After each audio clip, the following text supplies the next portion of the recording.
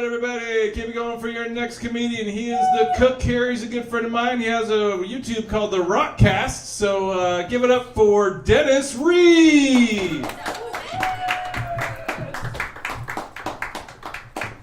All right, our dinner specials for the evening. We have chili, we have burgers. Okay, that was cheesy. Both of those come with cheese. Get see what I did there?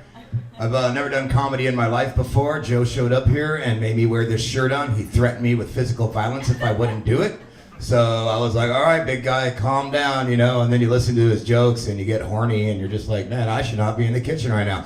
I was thinking about what I should or should not say on stage that you people are actually putting my food in your mouth right now, and anybody who goes up after me is going to have a microphone that smells like French fries.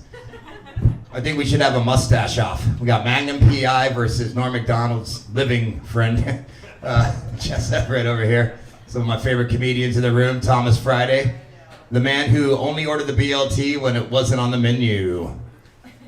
Yeah, now he's like, oh, you got on the menu, I'm gonna eat a burger. I wanna die. He's trying to age himself so he stops getting carted in the bars. What? He's doing my jokes. I don't care, I don't have any friends.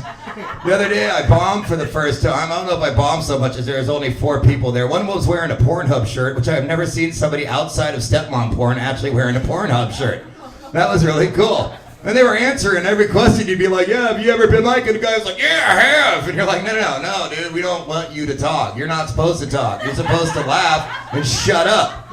The benefit now is most of you have my food in your mouth. I wash my hands. I used to say that's their policy, not mine. Then I got fired, so whatever. A girlfriend's awesome. That's right, I have a girlfriend. I know what I look like. Go fuck yourselves.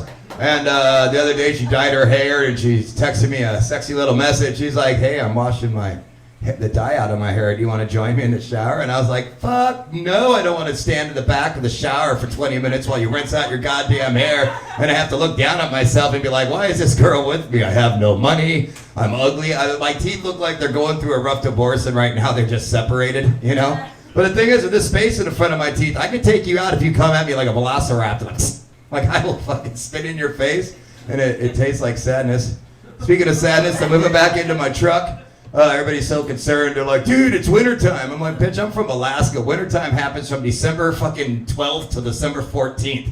Everybody's like, snow apocalypse. If you could blow the snow off of your windshield, it is not winter. You guys need to learn how to fucking drive. Rule number 1, don't spin your tires. You're not going to go anywhere, you moron. Rule number 2, don't drive. Call an Uber. I literally worked at Vape and Smoke over there on Kitsap Way, and it was like if I could put it to ballet music, right?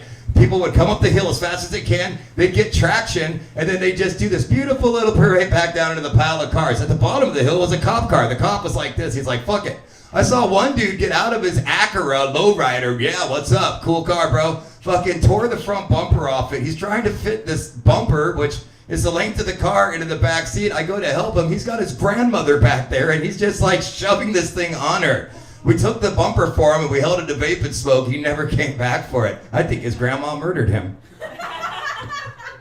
Earlier this evening, I put my balls in a Sicilian's mouth. No, wait.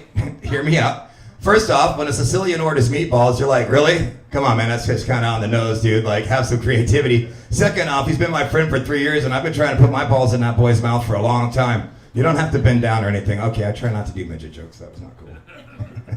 Joe laughed. He's a horrible human being. Oh, what else? I quit drinking. I'm sober as fuck. I know people don't believe it. They're like, dude, the way I talk, the way I look, and the way I act. Like when I did cocaine, it was straight up Ritalin for me. I did math. I got my shit together. Like I knew what stores to rob and what dick to suck to get more drugs. I didn't even have to think about it. It was just a plan. I made a pyramid. But yeah, I drink non-alcoholic beers. I like how you laughed at that, bro. Thanks. Nice hat. But I drink non-alcoholic beers, you know, because I'm an alcoholic, but I still do that. I quit smoking weed. I've been a stoner metalhead my whole life. If that's how I hashtagged identified for the older people, tic-tac-toe or pound sign, whatever.